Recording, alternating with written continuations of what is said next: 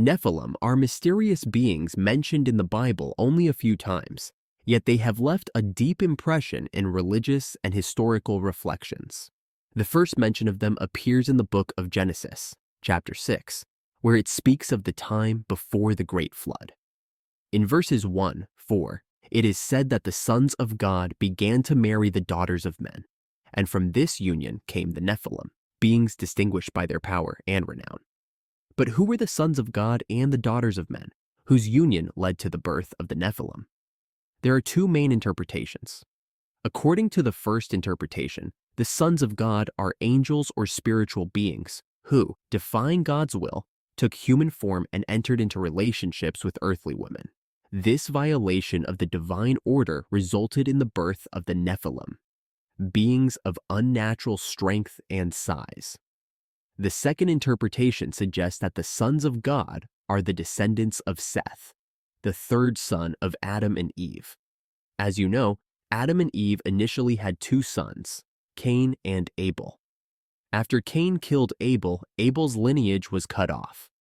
God gave Adam and Eve another son, Seth. Seth's lineage represents faithfulness to God and righteousness, while the daughters of men are the descendants of Cain, who, after killing his brother Abel, turned away from God and was cursed.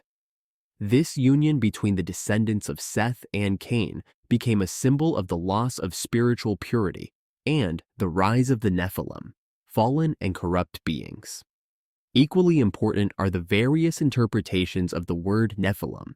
In the Greek translation of the Old Testament, the word Nephilim is rendered as gigantes and giants, indicating beings of enormous height and strength, far exceeding ordinary humans.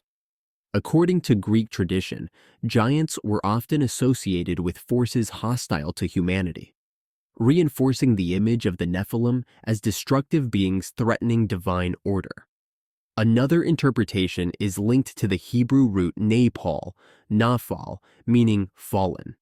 According to this version, the Nephilim are not giants in the physical sense, but spiritually fallen beings symbolizing moral decay.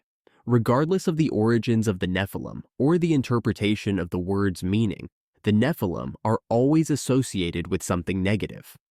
They are hostile to both humanity and God, crude beings embodying destructive forces and vice.